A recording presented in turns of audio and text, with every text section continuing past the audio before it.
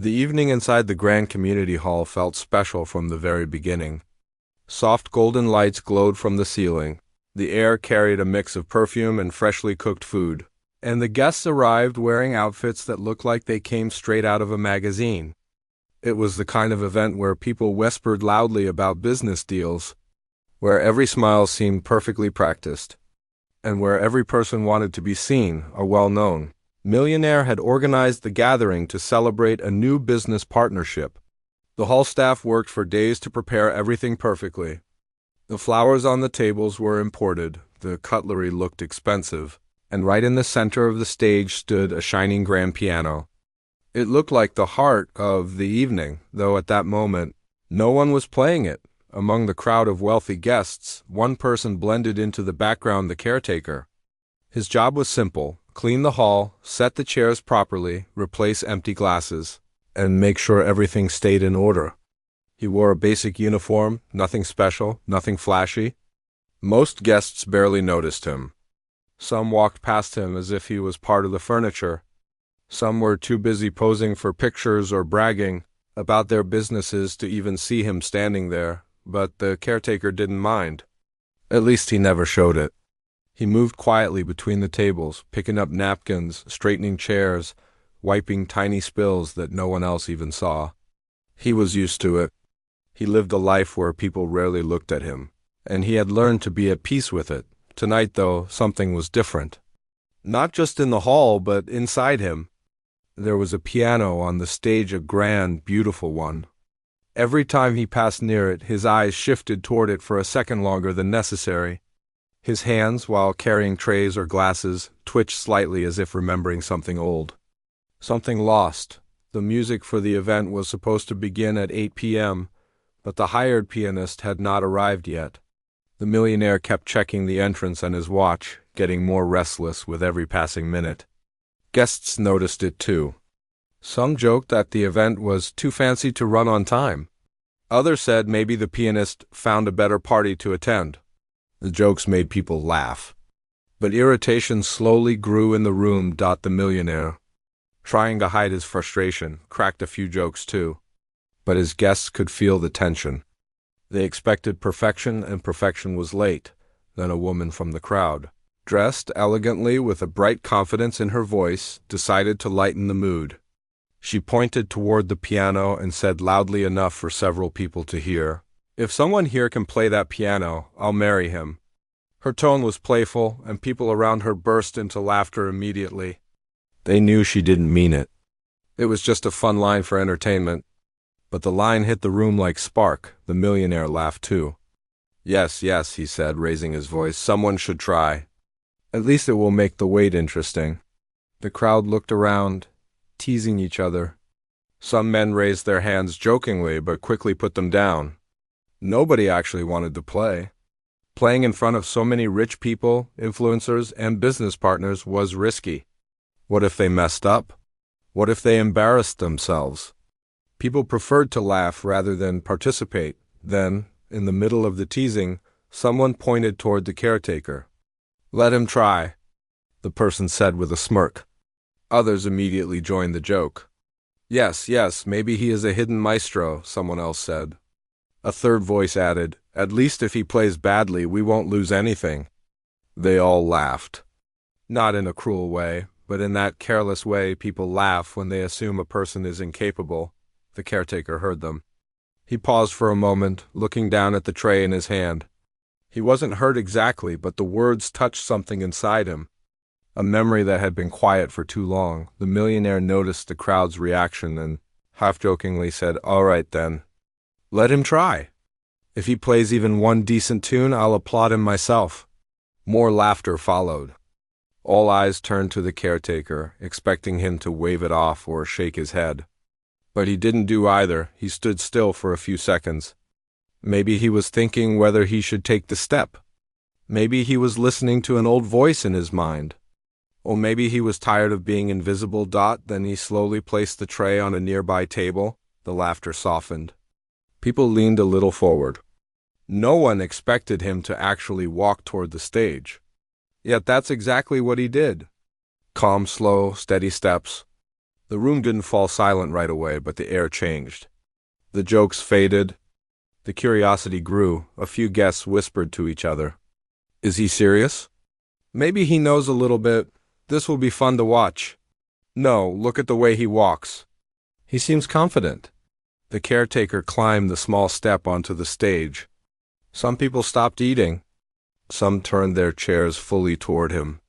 The millionaire folded his arms, ready to laugh but also strangely curious. The woman who made the marriage joke stared quietly now, her smile gone, replaced with something softer. A light hint of respect, maybe. The caretaker approached the piano like someone visiting an old friend.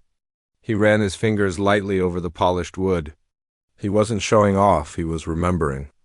It had been years since he had touched a piano, yet, in that moment, it felt like everything inside him was waking up. The crowd saw only a worker touching a piano. But inside, something far deeper was happening. He gently pulled the bench back and sat down. His posture wasn't stiff or nervous. He didn't fidget with his hands. He didn't force a smile. He simply breathed in slowly, as if preparing his heart before preparing the music. People stopped whispering. Everyone watched. His hands hovered over the keys, not touching them yet. His eyes softened, not looking at anyone but somewhere far away, as if he was seeing a memory rather than a hall full of strangers. A memory of another piano, another room, another time when life felt different. Someone in the back whispered, "Maybe he's just pretending." But another guest whispered back, "No. Look at him. That's not pretending." The caretaker pressed the first key. A clear, soft note echoed through the hall. It wasn't loud, but it had depth. It had emotion. It carried something inside it that didn't belong to a joke or a challenge. People turned completely silent. Even the clinking of glasses stopped. He pressed a second key. Then a third, forming a gentle melody that wrapped around the room like warm air. His fingers moved slowly at first, exploring the keys like someone rediscovering a lost part of themselves. Then, as the music grew, his hands became steadier. The notes connected beautifully, flowing into each other like water flowing down a peaceful stream. The millionaire's amused expression slowly faded. He stared at the caretaker with a look he didn't expect to have that evening, surprise mixed with respect. The woman who made the bold joke earlier felt something unexpected, too. Her eyes softened. She wasn't embarrassed. She was moved. She didn't expect this. Nobody did. The caretaker continued playing, his fingers dancing across the keys like he had been waiting to play for years. Every note carried a story one the guests couldn't understand with words but could feel through sound. It didn't matter who he was, what job he did, or how people saw him. In that moment, he was not a caretaker. He was an artist. A musician with a hidden world inside him. People who had laughed a few minutes earlier now sat quietly, their expressions slowly changing. Some seemed emotional. Some looked amazed. Some looked guilty for underestimating him so quickly. The hall transformed. The fancy clothes, the expensive decorations, the loud conversations, everything faded in the presence of that gentle melody. The caretaker didn't rush. He didn't try to show off. He played like someone who simply loved the instrument.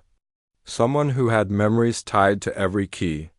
Someone who had something to say without using a single word. Behind him, a few guests wiped the corners of their eyes. They didn't expect to feel anything tonight. They came for entertainment, for networking, for good food. But the caretaker's music reached a place in them that none of those things could. It felt raw, honest, and deeply human. The millionaire leaned forward slightly, elbows on his knees, staring at the caretaker like he had just discovered a priceless secret hiding in plain sight. His earlier impatience disappeared. He wasn't thinking about the late pianist anymore. He wasn't thinking about impressing his guests. All he cared about was the music. The caretaker still didn't look at anyone. He kept his eyes on the keys, playing with emotion that came from somewhere deep inside him, a place the guests didn't know. A place the caretaker rarely visited anymore because life had pushed it away. But tonight, the piano had brought it back, and the hall listened. The whole hall stayed silent. No one moved, no one blinked, as if time itself stopped for a moment. The caretaker, the same simple man people used to ignore, was sitting in front of the piano with his hands resting gently on the keys. And the last note he played was still echoing inside everyone's heart. For a long moment, people didn't even understand what just happened.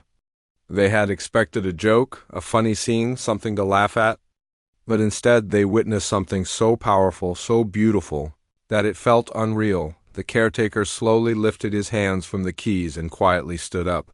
He looked around once, not with pride, not to show off, but simply to understand whether people liked it or not. His eyes were calm, as if he had carried that music inside him for years and finally let it out. And then, suddenly, one person in the back started clapping. Then another. And within seconds, the entire hall rose to their feet, giving him a standing ovation. People who were laughing at him earlier were now clapping like their life depended on it.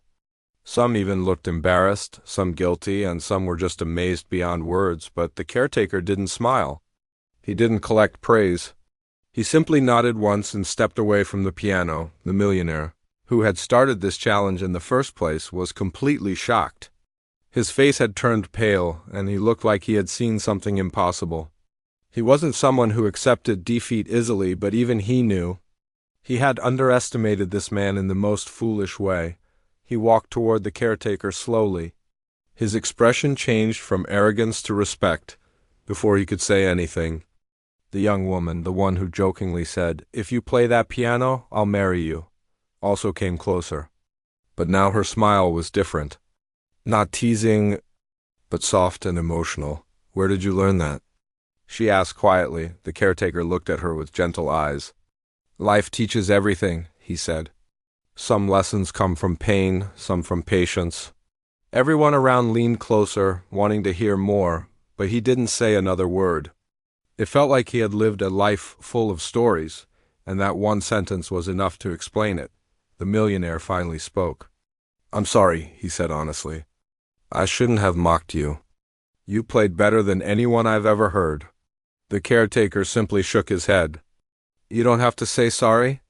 People judge quickly. It's normal." His words were simple, but they hit everyone deeply. The hall attendants, the staff, even the guests all stood quietly, respected him in a way no one ever had before. The young woman took a small step closer. "You know, I didn't really mean the marriage comment," she said softly. "It was just a joke." "I know," the caretaker replied with a calm smile. "But now," she continued, "I really want to know you. At least tell me your story." The caretaker looked down for a moment, as if deciding whether to open a door he had kept closed for years. "My story isn't special," he said. "I was born in a small place. My mother loved music. We didn't have much, but she somehow got an old piano from a friend. She used to teach me at night when everyone slept. That piano was our whole world." His voice softened as he continued. "When she fell sick, she couldn't play anymore. The last thing she told me was, 'Never stop playing. Music will take care of you when I can't.' But after she passed away, life became hard. I had to work, survive, move from one place to another. I stopped playing for years. Until tonight, everyone listened with full attention. Even the millionaire lowered his head out of respect. 'You played like someone who carries emotions, not just talent,' the woman whispered. He gave her a thoughtful look. 'Maybe that's because I wasn't playing music,' he said quietly. I was remembering her." Those words touched the whole room in a way no performance ever could. The millionaire cleared his throat. "Look, if you ever want a job better than this, I can help," he offered sincerely. "You're too talented to be ignored." But the caretaker smiled again. "I'm not looking for a big life. I just want peace. This job gives me that." Then he turned back to the woman. "And thank you for giving me a reason to play again." She smiled softly, almost shyly. "Maybe it wasn't just a reason," she said. "Maybe it was the right moment, waiting for you." People around them exchanged warm looks. Some whispered things like, "What a story," or "This is unbelievable." But the caretaker didn't show any excitement or pride. His calmness was something different, something rare in this loud world. After a few more minutes, The crowd slowly began to leave. The hall returned to its normal state, lights dimmed, voices faded. But one thing didn't leave, the feeling of what had happened. The caretaker walked toward the piano again and gently touched its wooden surface. As if thanking it, the young woman walked beside him. "Will you play again someday?" she asked. "Maybe," he replied. "If the moment feels right." She nodded. "Then I hope I'm there when it happens." The caretaker didn't promise anything, but his eyes held a silent softness that said more than words. When everyone finally left, the hall felt empty yet full. Quiet yet alive. Later that night, the millionaire told his friends, "I learned something today. Never judge a person's worth by their clothes or job. Talent hides in places you never expect." And everyone who witnessed that moment carried a memory they would never forget. As for the caretaker, he didn't become famous. He didn't chase attention. He simply returned to his usual work the next day, sweeping floors, arranging chairs, cleaning the hall, but something inside him had changed. He felt lighter, stronger, more connected to the part of himself he had buried long ago. Every night after work, when no one was around, he would sit at the piano for a few minutes and play, not to impress anyone, not to prove anything, but simply to feel close to the person who taught him love, patience, and music. And sometimes the young woman would visit quietly, sitting in the back row, just listening. They didn't speak much, but the silence between them felt warm, natural, and full of respect. Their bond wasn't forced. It wasn't dramatic. It was gentle, like a soft melody that grows slowly but stays forever. In the end, it wasn't about marriage or challenges or showing off in front of a crowd. It was about a man finding his voice again, a woman discovering something real, and a room full of people learning that greatness doesn't always wear a fancy suit. Sometimes it wears a caretaker's uniform and carries a heart full of music.